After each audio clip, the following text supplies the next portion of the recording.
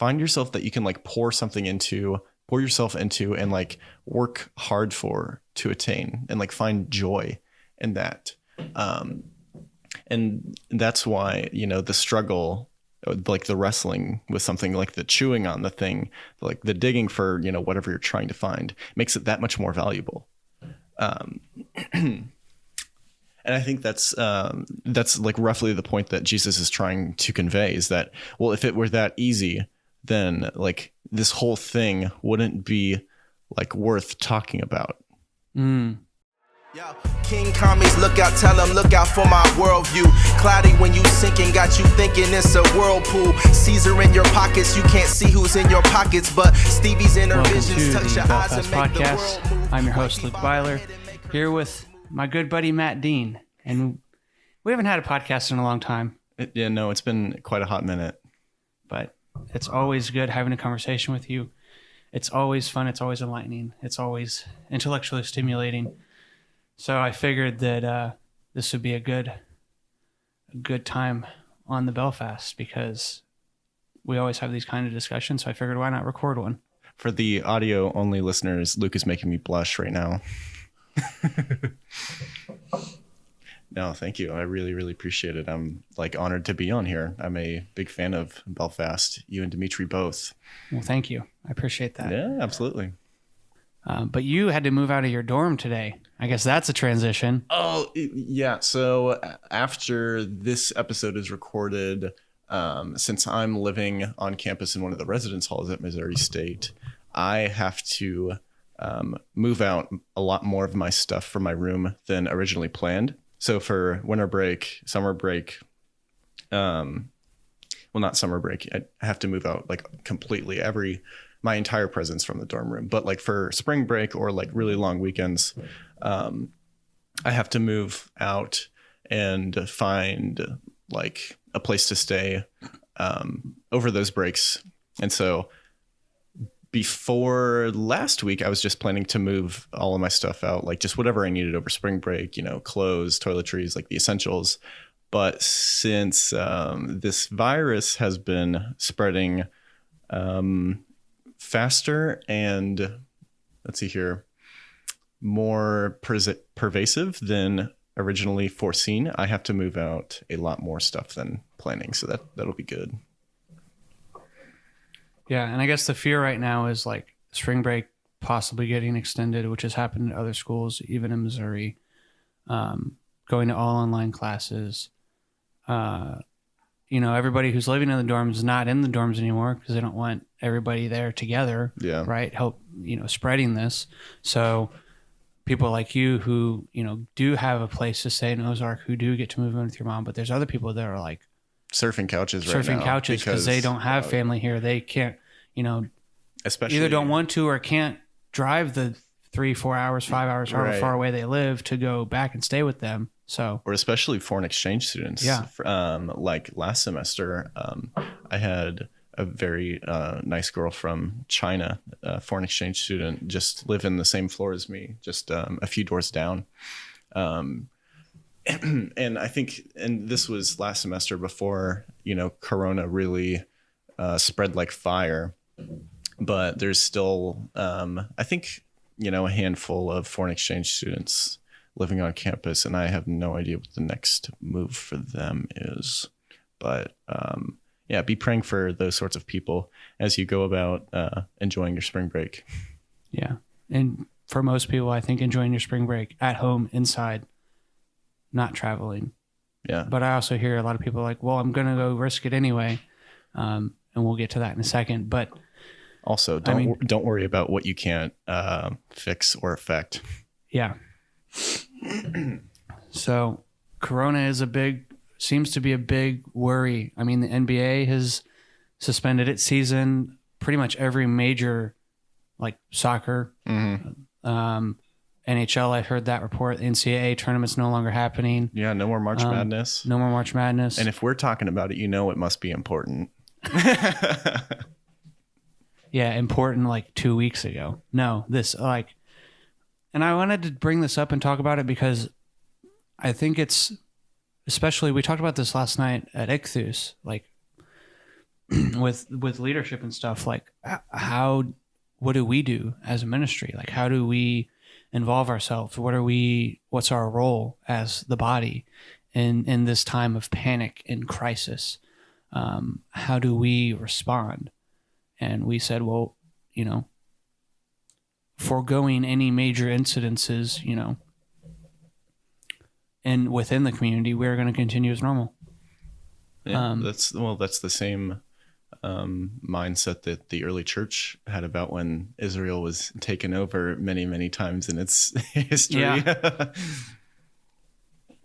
And I guess so it's a big scare. It's a big issue in everywhere right now, I guess.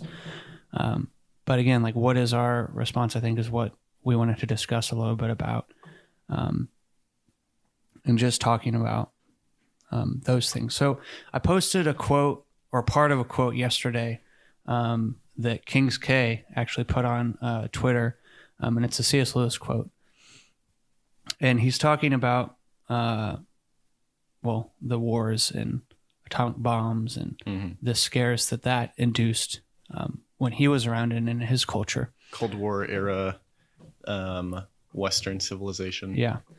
And I'm just going to read a bit of this quote and we can discuss the implications of it.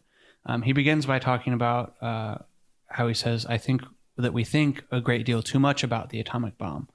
And he asks, how are we to live in this age?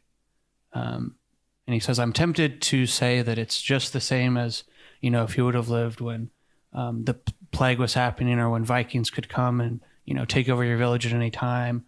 And like, we have scares of our age already of cancer and syphilis and paralysis, air raids, accidents, cars crashing, any of those planes, any of those disasters. And then he goes on to say, in other words, don't let us begin by exaggerating the novelty of our situation. Believe me, dear sir or madam, you and all whom you love were already sentenced to death before the atomic bomb was invented.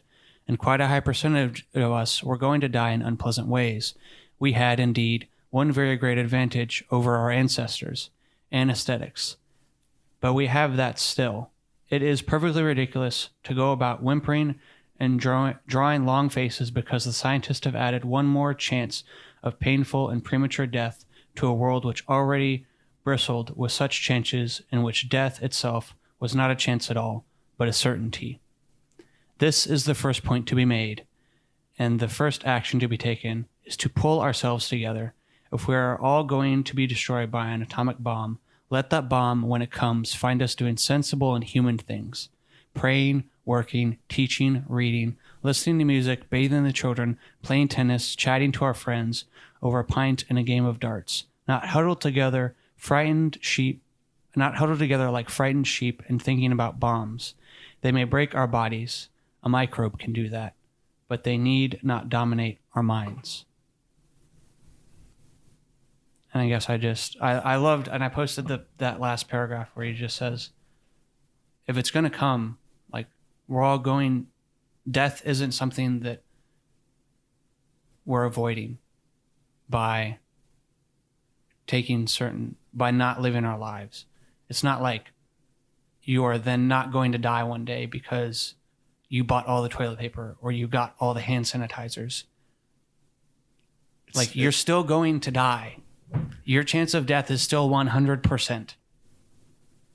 So let us not let these scares throw us into a panic and a frenzy that then cause us to not live our lives.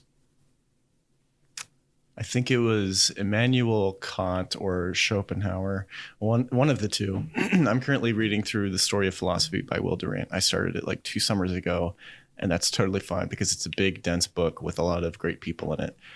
One of them is quoted as saying, the fear of death is the beginning of philosophy. But my response to that would be the acceptance of it is the beginning of an unfettered life.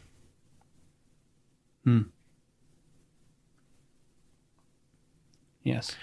Which may or may not transition well into the next thing we're going to talk about, if we're just going to let that quote hang in the air. Well, do we want to, or do we want to discuss it more? I would say, because I would just say, like, our response in this is like we've said before, the things that scare. I think even it was like Braden asked the question, we were driving around yesterday, like, or maybe it was you. It was like, maybe this is what's like is going to make Springfield. Oh yeah. Like, yeah. What was it? So can I give one shameless shout out? Sure. I have my time here. Ephraim McFarland, also known as the musical artist 218, that's 2 spelled out, :18, is one of my favorite musicians and a good friend and another member of my church. Awesome guy to get to know. He has a song called, This Is Not a Drill. And if it like parallels some things that are talked about in the 1975's Love It If We Made It. Think what you will about that song. Like, it's kind of interesting to think about all the different ways the world could end and how our society responds to it. And I can't remember if it's This Is Not a Drill or something else. It's one of his newer singles. But one of the lines that Ephraim talks about in those songs is like, maybe this people of Springfield will learn how to pray when, like, you know, the seawalls like flood over the tops, or, you know, when the world ends from, you know, like different pollutants, or, you know, like think about how we're treating the planet, what you will, but like, why does it take like something disastrous to happen, like to an entire society, for people to start like praying again and remember their faith and like remember like parts of the story again? Mm-hmm. Like, I think it's reflective that we've taken all of these wonderful things and technologies and like interactions with people for granted. If like suddenly one day all of that is interrupted and we have to like change our habits and our lifestyles accordingly, it's like, well, then, you know, people start to realize that maybe I'm not in control of this ship like I thought I was. Mm-hmm. Like, you know, a lot of people treat religion nowadays as a gamble, like, or an insurance policy. Like, well, you know, if this doesn't go my way, like, I better start praying about it and hope it works out for me. Yeah. It's like, well, no, you've like missed the point. You should have been doing that all along so that, you know, you wouldn't have to acclimate to these disasters. But like, as like Luke was saying, I sort of posed the question to Luke and our friend Braden, like, will coronavirus like make the people of Springfield or Kansas City learn how to pray again? And there's just there's just a moment of silence in the car, like, oh man. Yeah. And I think like, yeah, it's so good because I think it's just proof to what you're saying. Like, is this what it takes to get us back to trusting, mm-hmm. to realizing that it's not in our control? And, you know, this goes back to something Jeremy shared at Ichthus like months ago. I think maybe even a year ago. And he said, you want a pathway to joy? You want hope? You give up control. He made this, and I've thought about this for a long time. He said, because you live in a world with a God who created it all, and then he, in some sense, gave up his control. And God is in that. He's saying, be free, be like me, be willing to give up your control. Oh, you're giving me another talking point for the next okay, segue. Good, oh good. My goodness. So, and in that, he made the reference to relationships. He's like, maybe the reason that your relationships aren't going the way you are because you don't actually love that person. You just love controlling them and conforming them to your image. And I sat there and I was like, man, he's so right. And I think in the same way, like what you're talking about is, man, maybe I'm not in control of this ship like I thought I was. Man, maybe some of the things are out of my hands as they've always been out of my hands. Maybe death is certain and it's going to happen anyway. And I think what gets me about this Lewis quote is like what he's proposing, what he's imploring is like, let us be living our lives in such a way that we aren't like gripping at the wheel for control of things that we never controlled. Well, that's because like the modern world often conflates containment for control. Like think of a tiger in a cage. Like just because the tiger is in the cage, can you like make it like sit, roll over, like chase a ball? Like, no, it's a tiger. You just like put it in a place that it like can't escape now. You have like there is nothing more about the tiger being in the cage that makes you have more control over it. You've just relocated it to a more confined space. Yeah. And then we've conflated control for power. The people like at the NSA, for example, spend, like gross amounts of times, surveying the population, through a computer monitor. I'm not saying that's a bad thing. It keeps us safe, and think what you will about their policies. Like, things are going well, even though like we have had to like sacrifice our privacy in some way. But that's to miss the point, is that the citizens are more free than, the people working for the government, because they don't have the freedom to, hang out with friends or get coffee or like spend time reading a book, because they're concerned about, the power of like, is everybody doing, what they should be, or is anybody, trying to hurt somebody else? They lose their ability to enjoy life because they are so concerned with grabbing at power. Yeah. Good stuff. Yeah, I guess to wrap all that up, as Christians, as those who maybe need to learn how to pray again, let us use this time to learn to trust again and go on living our lives not in fear. I'm not saying don't be safe. I'm not saying don't take precautions or be wise. Or throw care to the wind. Yeah, or throw care to the wind. But again, I just think, what would it look like if, everyone else was freaking out, but yet there was these groups of people that were just peaceful about it, and they went on about their lives, and like, what kind of testimony is that? So, Corona. Don't let it control you. Oh, yeah.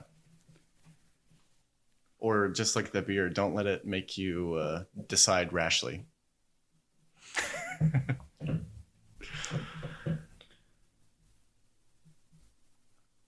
Okay, so go ahead. We have another topic that we've talked about this topic for quite a bit. I would say outside of this. Yeah, an indefinite amount of time in our friendship. Yeah. Bring the mic a little bit closer to sorry. yourself. Is that better? If you're gonna sit back. Okay. Yeah. Like Joe Rogan, about a fist away from your mouth. Just first. Okay. Okay.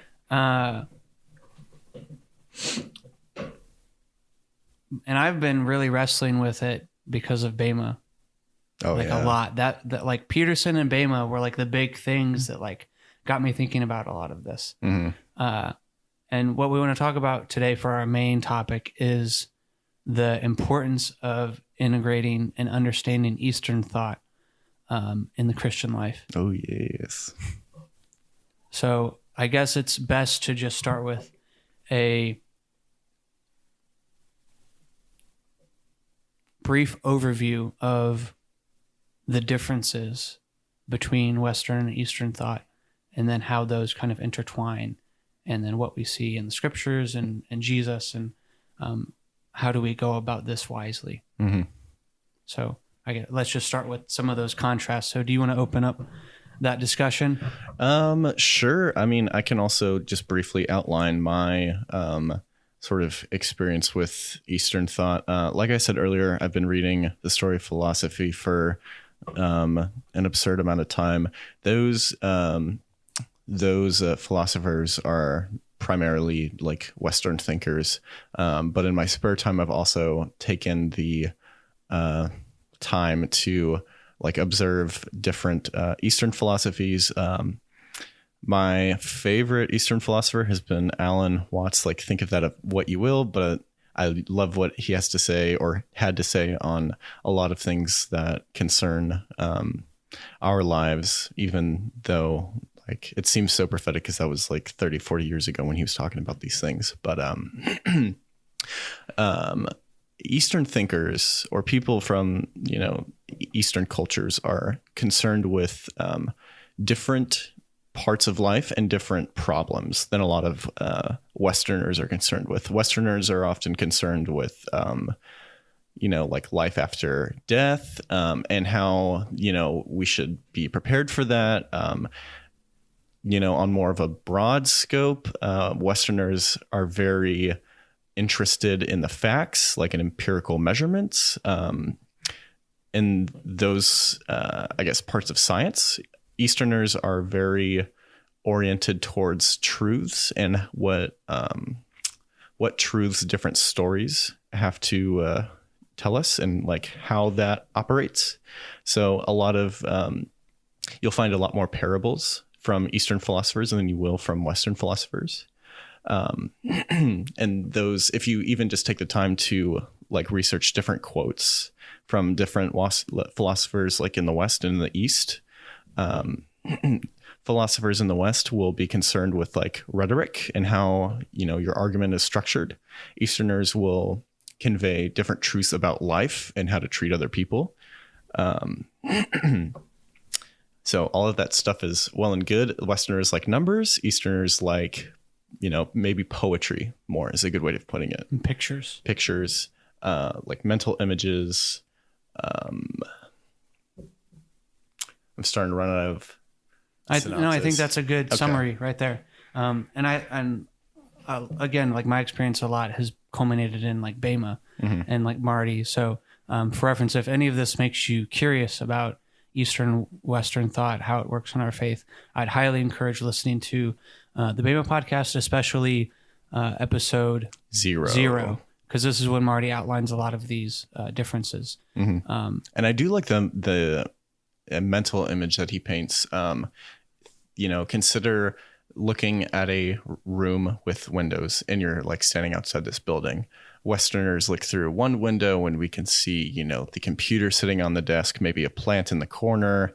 But we're missing the other side of the room that we can't see from our perspective. And so Easterners look at things through a different window and can see different things in the room from different points of view. And so those looking through those windows changes our perception of how things in that room or that office interact with one another. Mm-hmm. Yeah. And on the like numbers versus like pictures or stories, he gave a good example of like, if we see 5 apples on a table in a bowl, we would think 1, 2, 3, 4, 5. Mm-hmm. We'd count them. Mm-hmm. Whereas a Hebrew might see that and think, well, that's Torah. That's like the first 5. Mm-hmm. That's the books of, Genesis, Exodus, Leviticus, Numbers, Deuteronomy. And even another weird thing is that Easterners like odd numbers.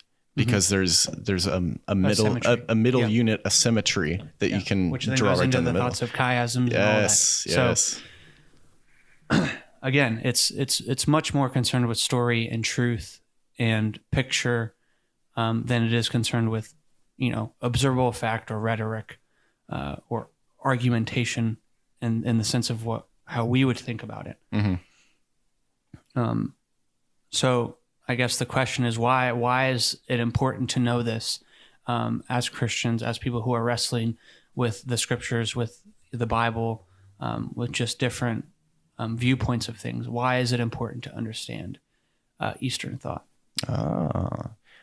Like observing Eastern thought is a beautiful place to go if you're currently, deconstructing, reconstructing some things in your Christian in the Christian circle of your life, your beliefs and opinions and the way you think about things. The Bible is like written from an Eastern perspective, like a great majority of it. Now we can see like breadcrumbs of Western thought in the Synoptic Gospels, and even like in parts of John, there's Jesus structures a lot of the way Jesus's arguments in John, like when he's speaking with the Pharisees, are very like Western outlined. There's like a one, straight train of thought. Whereas there's like a counter and then examples to that counter. Right. There's the counters, examples, point A, point B, and here's how point A, point B affect like situation C. Now in books of the Bible, like Matthew, Mark, Luke, you'll find a lot of verses where Jesus is speaking. He's using parables. Mm-hmm. He's using situations to paint a picture, and he uses that as like a medium to convey truth. So I grew up as a Southern Baptist and moved to the Springfield area right before I started high school. I was 14. And so it wasn't until that I took, a class in high school about, approaching the Bible from a scholarly point of view, that a lot of things that I learned growing up, I didn't hold on to anymore, and decided not to hold on to those things. And even as I branched off reading different, philosophers and theologians and big thinkers on these topics, that I learned how important it is to understand these different points of thinking, because you find so much more in Scripture than you might just from one perspective, if you can see both sides of the room. Mm-hmm.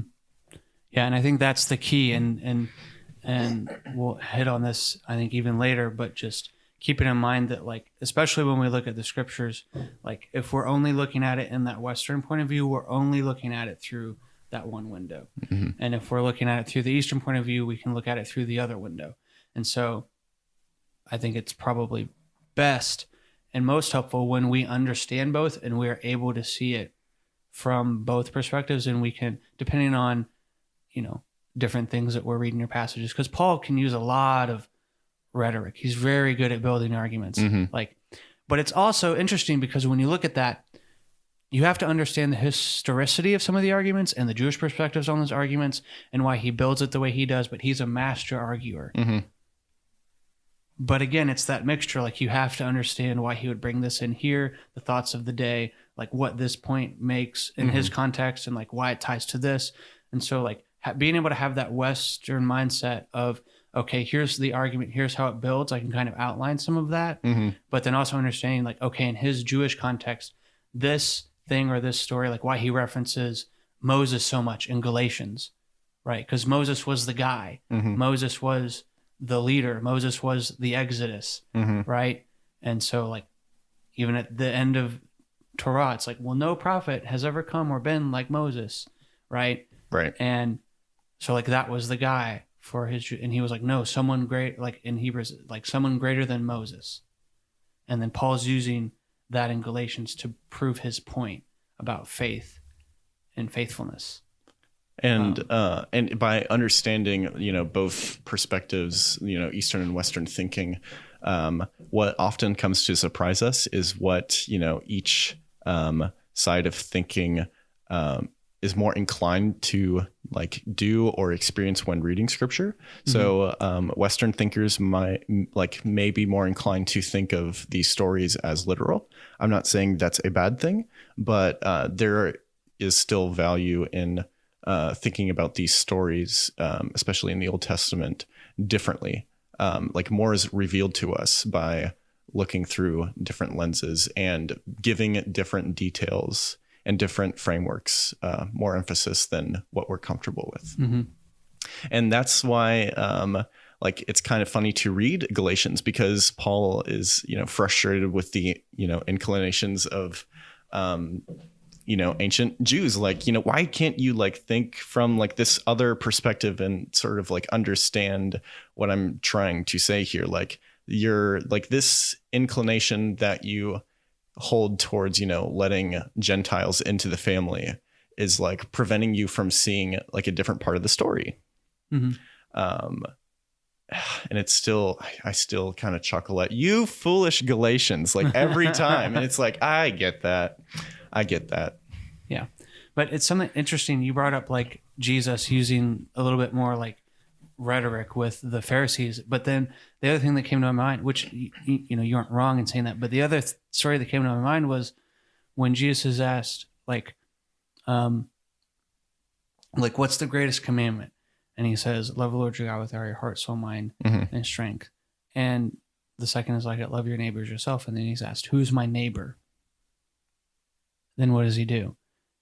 Because he gave an answer that tied two things together that hadn't been tied together. Because a lot of rabbis were asked they had like their favorites, right? And so Jesus asked the same question, like, what is the greatest to you? What is your yoke, right? And he ties two verses together that aren't usually tied together. But then he's asked, okay, explain to me this neighbor thing. What does that mean? And he goes a different direction. He says, well, here's a story about this man.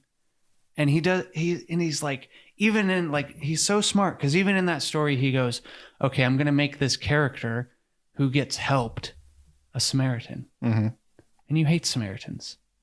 And my point is, you loving your neighbor is extreme as you helping and loving and caring for those you hate. But that doesn't hit. Like he could say that, right? But he could just say it like those facts, like that rhetoric, like what does loving my neighbor look like? You loving your neighbor looks like you loving the people that even you and helping the people you hate. Like he could just say it like that. But the fact that he gives the story, man, it speaks in a whole different way than just here's the point. It's because he provides like a relatable framework, a like narrative that everybody in the audience can relate to, and uses like that as a vehicle to like portray his message. Oh my gosh, all the parables of Jesus are just like super, super rich in that sense. And I just love that you bring up that point.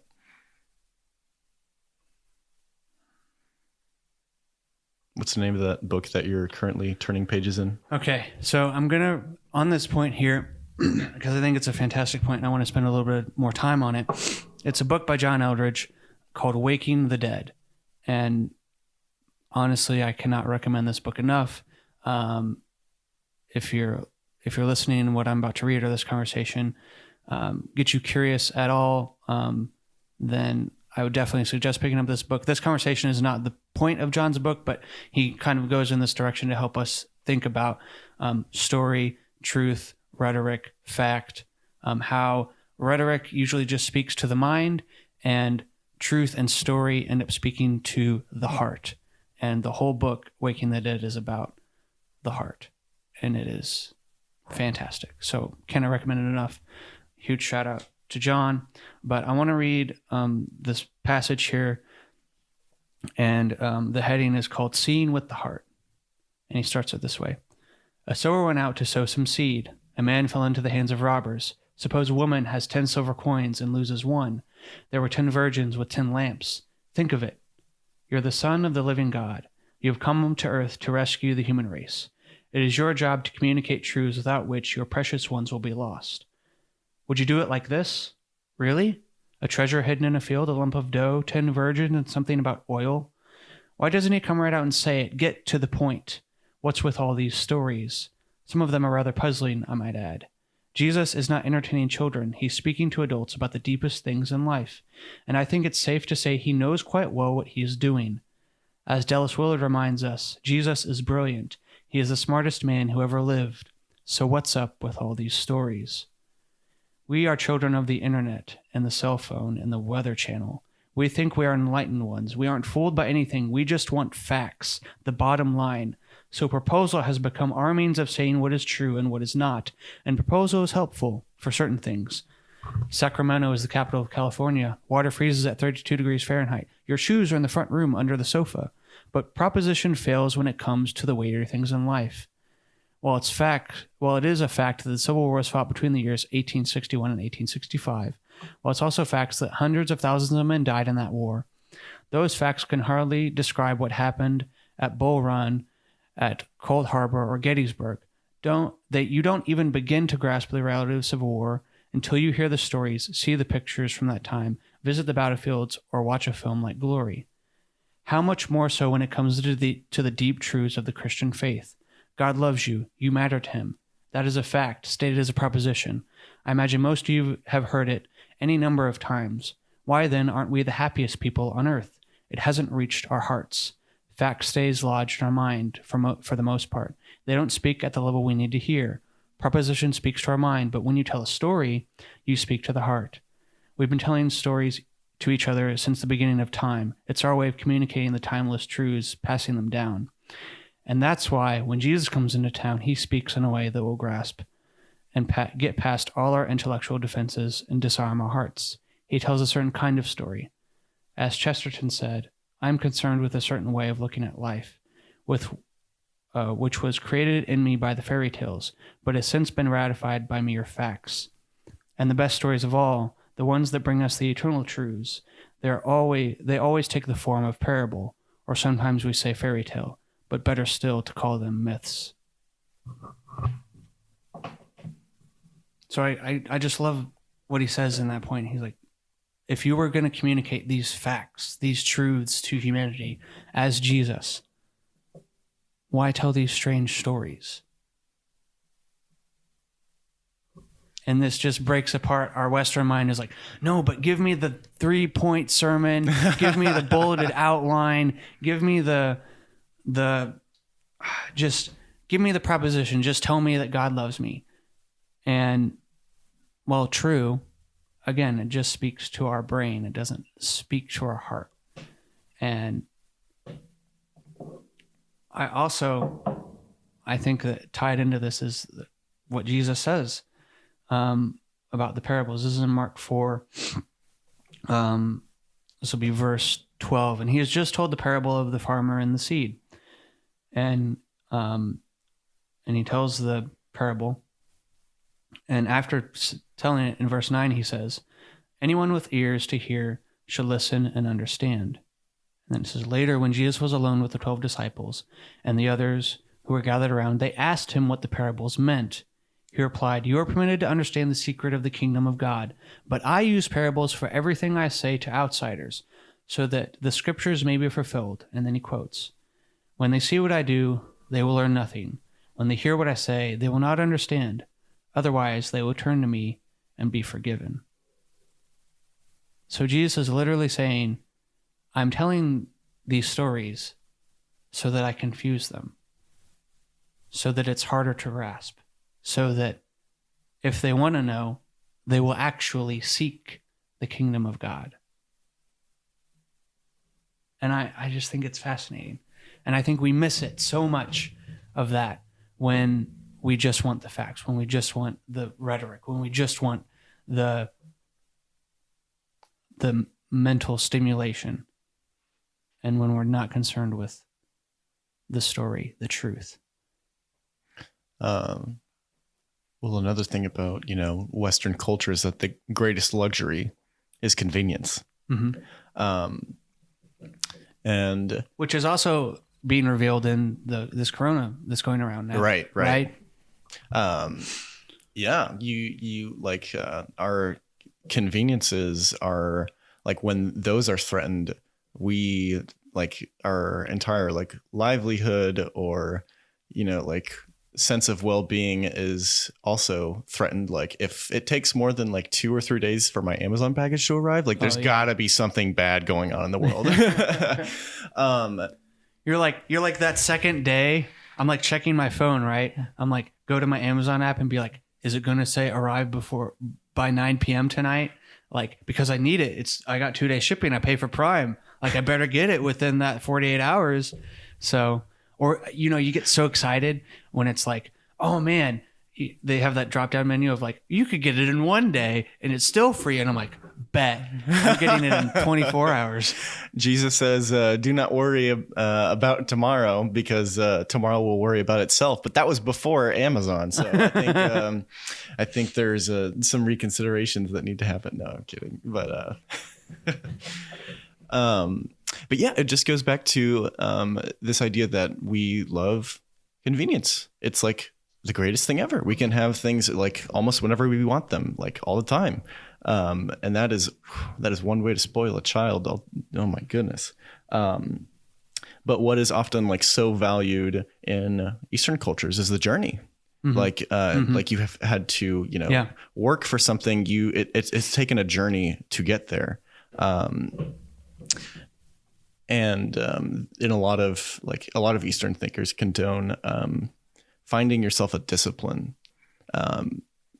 But Westerners, think discipline and we're like, oh no, is that like doing chores and like doing the dishes and like paying taxes on time? Like, no.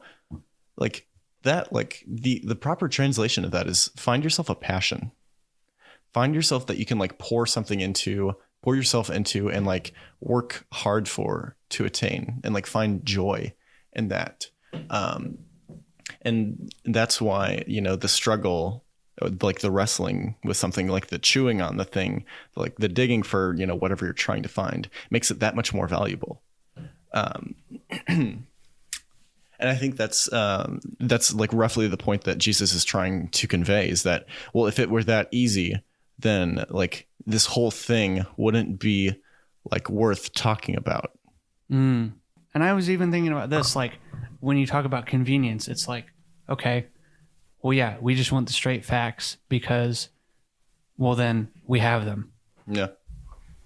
And in some ways that's very helpful. Like even in the current situation, it's like, it is very helpful that we can get these facts and we can, progress with the actual timeline of things that are happening and know what to be aware of. Mm-hmm. That's in a way that this Western thought, this scientific thought is very, very good. Mm-hmm. But in terms of these deep truths that, in these parables and that Jesus is telling it about our lives, it's like, we need to be able to rest and be happy in the fact that we don't have it all figured out and that it is the journey. Mm-hmm. And it's something Marty brings up too, which is interesting. It's like the difference between an Eastern and Westerner when like they're reading the scriptures is when a Westerner comes to something they don't understand, they get frustrated. Mm-hmm. And we want to throw our Bibles and say, I don't get it. Mm-hmm. And we get angry. Mm-hmm. And when an Easterner comes to that, they rejoice. Because they say, another treasure to find. Yeah, there's a sudden grin in the room that wasn't there 12 verses ago. Yes. So, yeah, and just valuing that. It's that journey of understanding. It's that journey of time, of knowing these things rather than being like, and that's what story does, because story sticks with you. Yeah.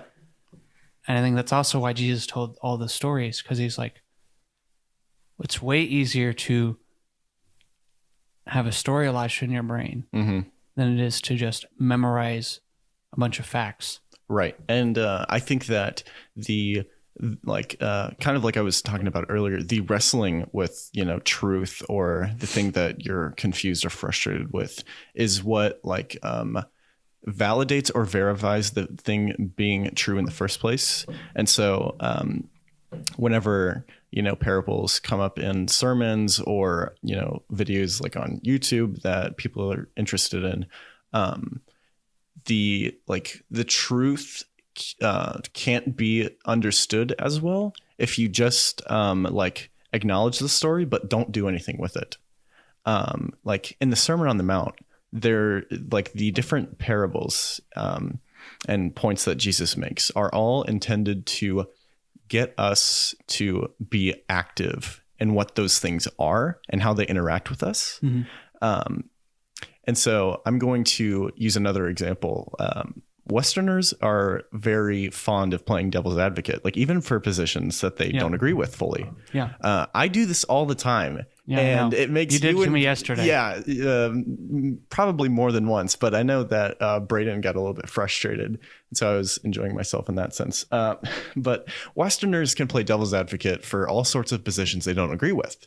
But oftentimes, when they're defending like that opinion or the other position, they can defend that position, but not oftentimes not be held accountable to upholding that opinion or position all the time. Mm-hmm. But when an Eastern philosopher or Jesus tells a story or a parable or, makes some sort of correlation with a myth narrative, And by the way, myth doesn't mean not true.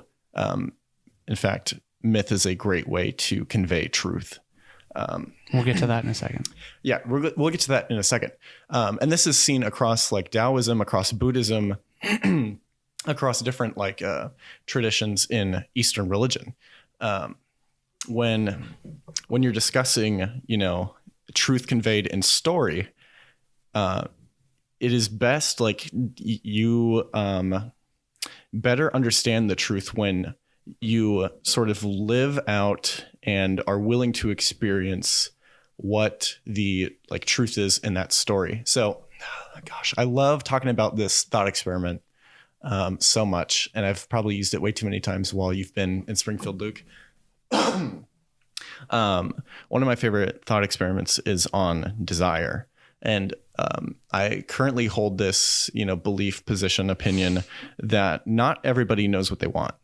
We think about things superficially, and that's something that's not specific to Easterners or Westerners. Like, it's just a people thing. We think we know what we want, but oftentimes, I believe that people don't really know what they want.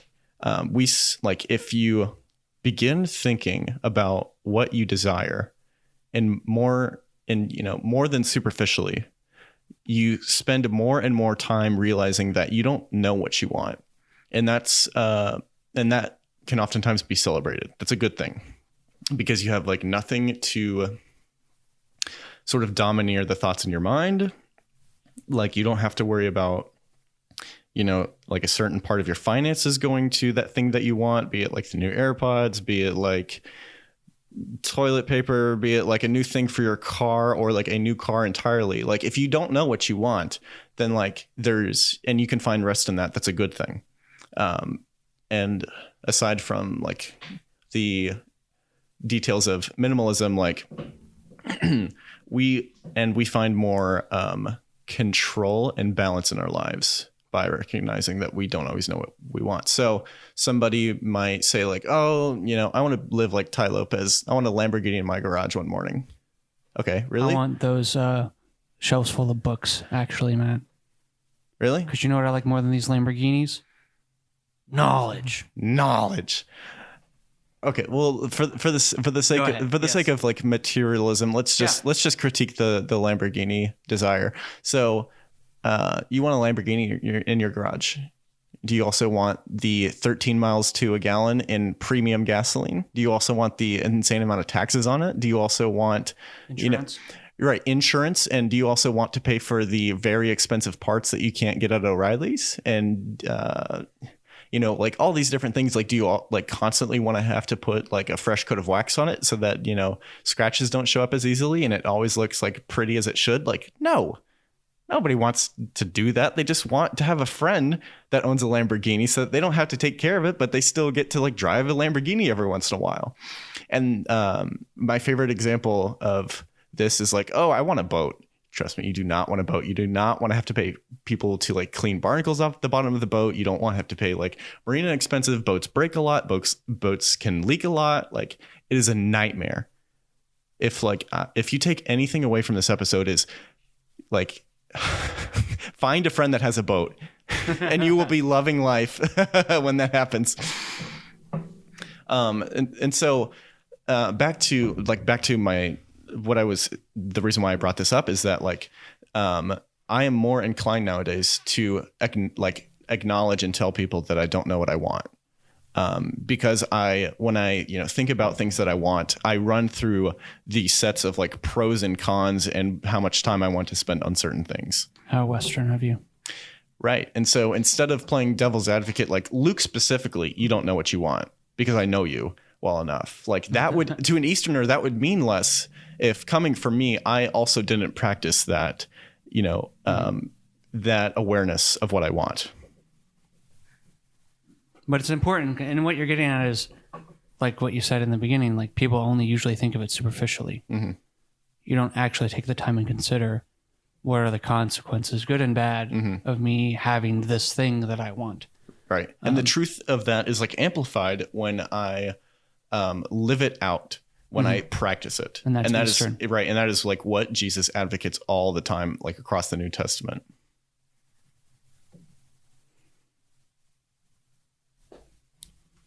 We hit on it a little bit ago before you gave that example. Okay. About fact and truth, and saying that something's story or myth doesn't necessarily discount the fact that it's true. Yeah. And maybe not the fact that it's true, but like the presence of the truth. Exactly. Okay. So, and maybe this is a whole nother episode because I don't want to jump into like all the things in Genesis. Yeah. Like we can discuss those later. But the point being that I think we've made them, just to like give summary. And I guess if you all want to hear more about this, please let us know.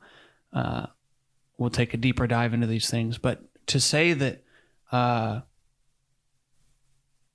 to have a purely scientific mindset on it and to say, well, if it is this way, then it has to be fact. I won't say true. It has to be fact.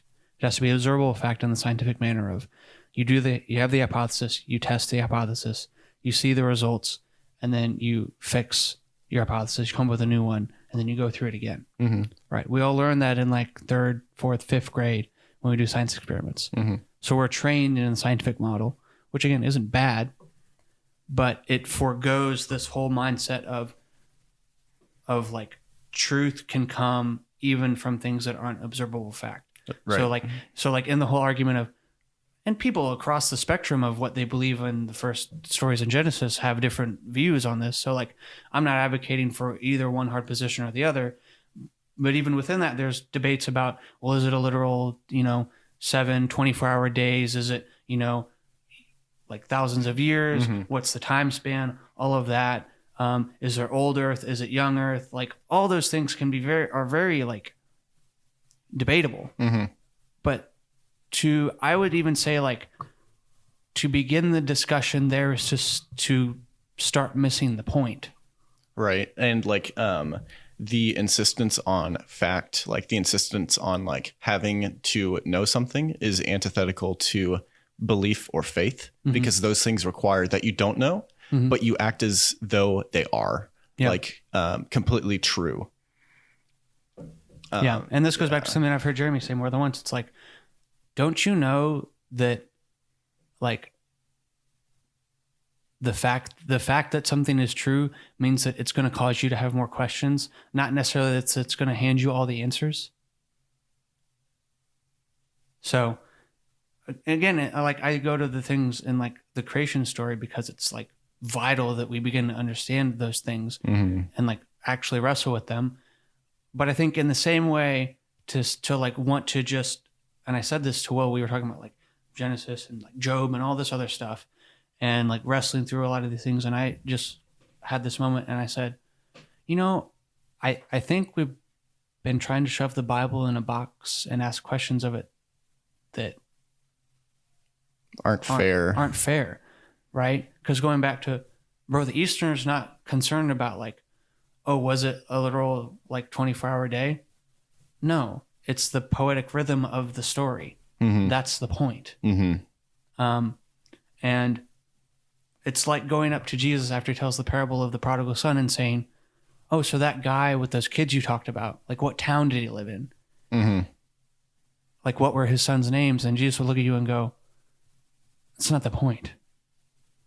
But again, as I've been talking to other people in my life, like who like my buddy who like I'm mentoring and like he's like going to Wichita State to like become an engineer and like he's very mathematical, like fact minded, and he's like really wrestling with this. And what I've been saying to him is like, okay, fact and truth, like as John was talking about, like myth and story doesn't mean that it's less true, even though it's not necessarily fact, because fact speaks to us in a different way. Right. So fact is true. That's why we like analogies. Yeah. And then there's this other subset of true. And so like, I've used this as like, okay, so you ask Jesus, like, is that story true of the man with those sons? Is it true? I'd say yes, it's true. Yes. Okay. What do you mean by true? Right. Well, that's where the conversation begins. Yeah, that's where the conversation begins. And so we have to start understanding in this mix of Eastern and Western thought of like truth operating on different levels and not just being, okay, observable fact equals true. And like, if I can't like reproduce it in the physical world, not true. Right.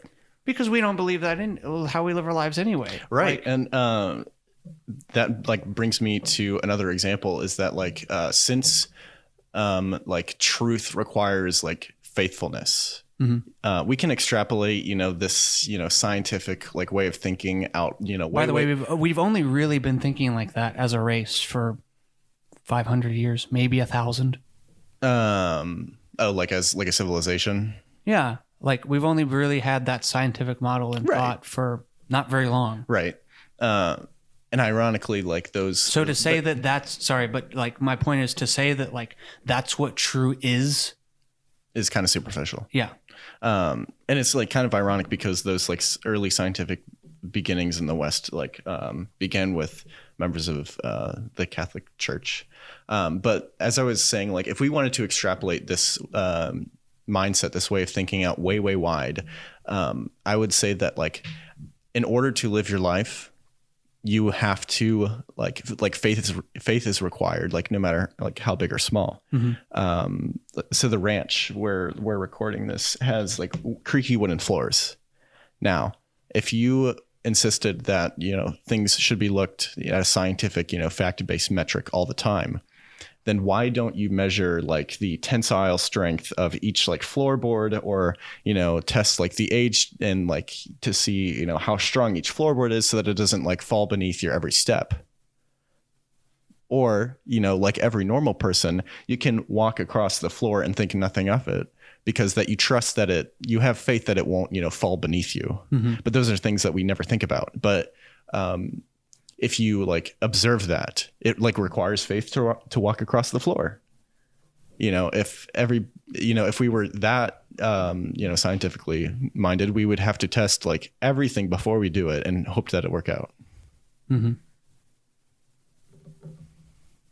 So it's okay to not know. Yeah. And it's okay to be okay with the journey and not knowing. And I guess when I heard like, man, when the Easterner comes to something they don't understand, they rejoice because it's more buried treasure. And in terms of the whole scope of, these conversations we want to have, it's in this areas of deconstructing, reconstructing, understanding that takes time and being okay with that and being able to know and trust, like you said, like trust the story, like have faith, like be okay with, hey, I'm not going to be able to wrap my mind around everything, nor should I be able to. Right. Like Jesus said, like I tell these things because they're confusing so that the people who actually want to search them out will search them out. Those who have ears, let them hear. And then to just act like, thank you, Braden. To just act like, oh, well, it's not real if I can't understand all of it is really dumb. So, and understanding that blending this Eastern-Western thought is going to bring maybe even more confusion, but hopefully at the end it brings a lot more rest and knowing that, man, there's a reason for all the stories and the stories speak at a different level than just pure fact. Back to the example with Jesus and the lawyer, right? Like, okay, here's the truth. Following me and being in the kingdom is loving God and loving others, and loving your neighbor. Well, what does that look like? Here's a story, right? And the fact is, the more you meditate on the story, the more you understand it, the more you grasp it. The realer is that a word? The more real that truth then reveals itself. And I guess the point is just in having both of these, understanding that it's okay to sit and wrestle through the stories. Yeah. For the truth and not just for the fact. Yeah, absolutely. Yeah. Like, one of the disciplines, like passions that I found, when I began listening to like some of those lectures, was that like studying the Bible and like thinking about these different passages is like a true like passion that I like celebrate and love like diving into and like asking questions. So I'd say like to any of the listeners, like if you can find like a sincere passion in, you know, like not necessarily relearning, but like not even starting over, but like establishing something new with these passages, these stories, these, you know, these books in the Bible, like celebrate that. Mm-hmm. Like I'm certainly not the best about, you know, reading my Bible every day or even every week, but, you know, every time I open it and find something that I can think differently about and be constructive with and, you know, put into practice, like I celebrate that completely. So, you know, and I want to encourage, you know, all of you listening to do the same, because I know you can. Mm-hmm. Yeah, I guess it's the sentiment of celebrating the unknown. Yes, instead of fearing it. Exactly. Well, with every problem rises a new opportunity. I think that's a good place to end. Yeah, absolutely. Luke, thank you so much for having me. Well, it's been a pleasure, and we'll have to do it again. Absolutely. So if you want to tell the people, where can they find you? They can find me on Twitter. I'm not on Twitter very much, but if you want to see the garbage that I post on Twitter, it's Matt_Dean, capital P, capital C. And then my Instagram handle is Matt, and then with 8 underscores in a row, Dean on Instagram. Yeah. Complicated. Yeah. Well, yeah. And my name is Luke Byler. I'm your host. You can find me on Instagram and Twitter at Luke_Byler816. That's BYLER816. You can also find the Belfast Podcast on Facebook and Instagram at the Belfast Podcast. We also have a website that just got launched. Hallelujah. Heyo. So if you just type in thebelfastpodcast.com, it'll take you straight there. We'll have blog posts. We'll have episodes posted. Some other content there to come. So that's a lot of fun. And then if you want to leave us a review on iTunes, please do. It helps us out a lot. If you want to send us an email, which would be also very fun, you can email us at belfastpodcast@gmail.com. So again, thank you all for listening. Enjoy it very much. Hope this conversation they always is say there's constructive more and helpful. to it. Look at the details. We'll They always say they going through it. Life is a female. Dog, that would be me. She said, let's go to Hong Kong, but I'm only 18. Ain't got money for Hong Kong. If she'd have asked me last year, I'd have been long gone. Shit, cause we all dogs, and I hope we all go to heaven. I promise we had it all wrong circa 2007.